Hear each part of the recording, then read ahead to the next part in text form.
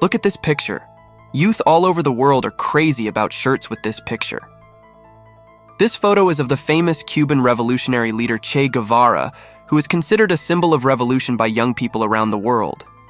In America and Europe, they are considered terrorists and fascists. In this video, we will show you how Che Guevara became the hero of the revolution. On June 14, 1928, a child opened his eyes in the Guevara family in Rosario, Argentina, whose parents named him Ernesto Guevara. He was the eldest of his 5 siblings. Ernesto had asthma since childhood, so his parents taught him at home instead of school. Ernesto was a good rugby and football player and also cycled several kilometers every day. Playing chess was his favorite pastime. He was a doctor by profession, but his real interest was his family library inside the house. Ernesto would spend hours in the library.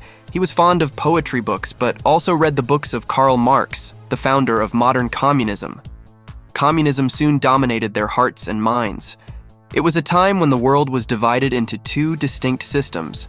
On one side were countries like the United States, Great Britain, and France, which protected the interests of the capitalist system, i.e., the wealthy class. On the other hand, communism was a system that claimed to support the poor. Soviet Russia and China were considered pioneers of communism. Young people in less developed and poor countries around the world, including Pakistan and India, were obsessed with communism. His habit of traveling with books also played a role in bringing Ernesto to communism. At an early age, Ernesto traveled to different parts of Argentina by bicycle and motorcycle, while also visiting neighboring Chile. He also went to Guatemala and participated in communist demonstrations there. During his journey, he saw the plight of the poor, and his hatred for the capitalists grew even more. Ernesto joined revolutionary groups at an early age. But the turning point in Che's life came when he met Cuban leader Fidel Castro, and the two became admirers at first. Fidel Castro considered Ernesto his best friend and nicknamed him Che, which means "Hey you." Thus, Argentina's Ernesto Guevara became Cuba's Che Guevara. Castro wanted to bring revolution to Cuba, and for that, he could not have found a better partner than Che. To escape the Cuban government, Che and Castro took refuge in Mexico, but the Mexican government arrested him. When Castro was released some time later, he refused to leave the prison without Che. Che tried to get Castro to release him and campaign for communism, but Castro's response was, "I will not leave you alone." Within days, Mexico released the two together. This incident deepened the friendship between the 2 young revolutionaries. Both immigrated to Cuba from Mexico. He created an army of revolutionaries and trained them on a war footing. In 1958, thousands of fighters under the leadership of Castro and Che Guevara began occupying the main cities of Cuba. On December 31, 1958, rebels led by Che Guevara captured the main city of Santa Clara in Cuba. Cuban President Batista also barely escaped the country in a plane. Thus, the flag of communism started flying over Cuba. The Cuban Revolution was a great event of its time. A country that was very close to America, the control of communism, there raised alarm bells for all Western countries. But here came the first rift in the friendship between Fidel Castro and Che. Castro wanted to take credit for the revolution, so he forbade Che from entering the capital, Havana, and made himself the first to enter the city as a conqueror. Castro also took over the government of Cuba himself, but he did not forget to reward Che for his loyalty. After the revolution, Che was granted Cuban citizenship and put in charge of finance and industry. Che Guevara was an important government official and leader. Despite this status, Che did not adhere to protocol. They used to travel in buses with their wives and children, like ordinary passengers, and also worked hard together with the laborers. Che also wrote books on communism and guerrilla warfare. After the revolution in Cuba, Che's life seemed to come to a standstill. He was committed to improving the lives of the Cuban people. During this time, he traveled all over the world.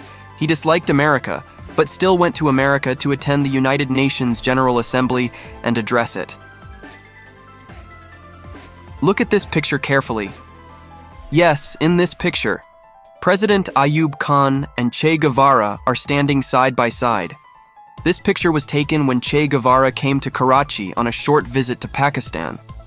It is said that Che came to Pakistan twice in 1969 and again in 1965. But since Pakistan was an ally of the US and somewhat in the anti-Cuba camp, both of Che's visits unfortunately did not get much coverage. Apart from Pakistan, Che Guevara also went to India, where he received a grand reception and received extensive coverage in the media. Che's life in Cuba was apparently peaceful. But then this peaceful life got disturbed. It so happened that the revolution in Cuba had greatly disturbed the United States. The US government feared that Soviet Russia might establish military bases inside Cuba. Therefore, the American secret agency CIA attacked Cuba by giving combat training to the opponents of the revolution in Cuba. Although the attack failed, Che hated America so much that he asked his ally, Soviet Russia, to fire a nuclear missile at America. He used to openly say that the American city of New York should be erased from the page. The important thing is that during this period, Soviet Russia actually installed nuclear missiles on their ships and sent them to Cuba. But the US Navy intercepted these ships on the way. The whole world was in danger of nuclear war. Let's just say that the Soviet government, acting wisely, recalled its ships, and thus World War III was averted. If this war had happened, millions of people would have been killed around the world, so in a way, this action by Soviet Russia was correct. But Che Guevara's revolutionary mind could not understand this expediency. Che felt that Soviet Russia had betrayed the workers and peasants of the world by yielding to American pressure. It seems that Che faced the same challenge that every idealist faces at some point in life. That challenge was whether to stake the lives of all human beings for the sake of ideals or to give up one's ideals for the sake of human lives. Che became disillusioned with Soviet Russia and began to develop relations with China. China was also communist, like Soviet Russia, but in the war for global influence, China and Soviet Russia were considered enemies of each other. Che's growing closeness to China did not sit well with Soviet Russia and forced Castro to turn his back on his old friend Che, and Castro did. In February 1965, Che Guevara strongly criticized Soviet Russia during a conference in Algeria. When he returned to Cuba at Castro's behest, he was arrested and taken to an interrogation center where he was interrogated for more than 40 hours. When Che left the interrogation center, he was very disappointed and distraught. Che was also dismissed from the Cuban Central Committee. There were also rumors that Castro wanted Che killed. Che was also disillusioned with government duties. He was a revolutionary by nature, so he did not have peace in one place. He also resigned from government posts and announced that he was looking for new frontiers. Che Guevara arrived in the African country of the Congo to fight the Revolutionary War. The revolution in the Congo failed, and Che Guevara returned to Cuba as a picture of failure. It is said that when Che returned to Cuba, Castro persuaded him to give up his resistance to further revolution and live a peaceful life in Cuba. But Che's militant and revolutionary nature did not allow him to stay long in Cuba. They then left Cuba and headed for Bolivia. But the rebels in Bolivia, who were fighting for the revolution, refused to make Che their commander. Che could have continued the Revolutionary War as a soldier with the rebels if he wanted. But in doing so, he would have lost all the experience he had gained as a commander in the Cuban Revolution. It was useless for him to fight with the rebels as a soldier. So they separated from the rebels and decided to return. However, luck was not with Che this time. The Bolivian government was aware of Che's presence in their country. A special army unit was also formed to capture Che, dead or alive. There were army informers all over the area who were bringing the news to the headquarters from time to time. The American CIA was also helping Bolivia. With the help of such informants, Che and a handful of his associates were cornered in the jungle on their way out of Bolivia. Che and his colleagues resolutely resisted the army. Che was injured in the exchange of fire. His gun also became useless. The Bolivian soldiers had come very close to them. When the soldiers drew their guns to kill Che, Che uttered a strange phrase.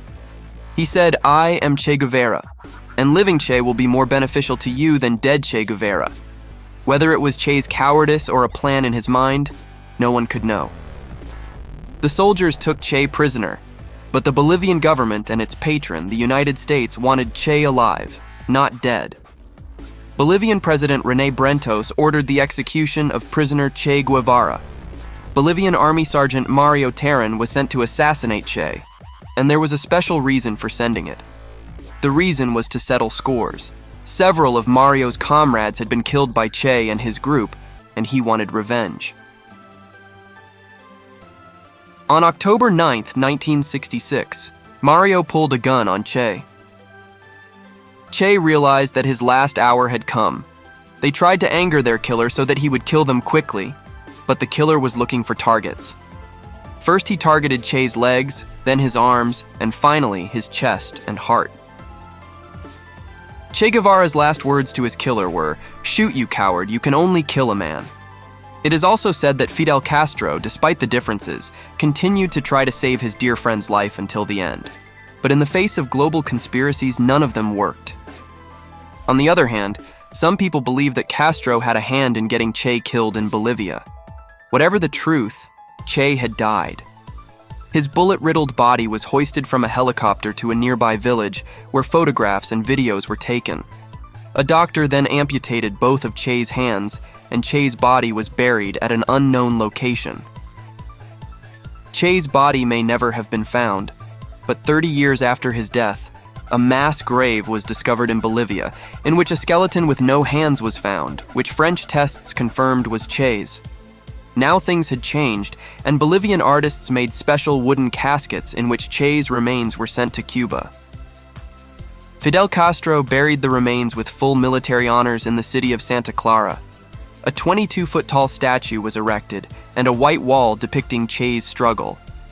To this day, Che Guevara is still honored daily in Cuban schools. While most Western countries see Che Guevara as a terrorist or a rebel, the fact remains that Che Guevara has become a metaphor for rebellion and revolution on a global scale. And click on the bell icon so that you can get every update on time.